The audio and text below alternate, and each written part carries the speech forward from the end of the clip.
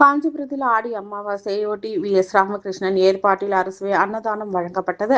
Kanchipuram hospital சாலையில் வி.எஸ். ராமகிருஷ்ணன் தலைமையில் ஆடி மாத அமாவாசையொட்டி அறுசுவை அன்னதானம் வழங்கப்பட்டது.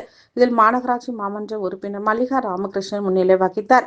இதில் மாநகராட்சி மாமன்ற உறுப்பினர் சுதா என்கின்ற சுப்பராயன், மலர்மன்னன், செல்வகுமார், செந்தில்குமார், முன்னாள் நகரமன்ற உறுப்பினர் குமரன், வங்கிக்குமார், வாலாஜாபாத் தாஸ், சேகர், ராமு உள்ளிட்ட பலர் கலந்து கொண்டனர். இதில் 500க்கும் மேற்பட்ட நபர்கள் அன்னதானம் பெற்று மகிழ்ந்தனர்.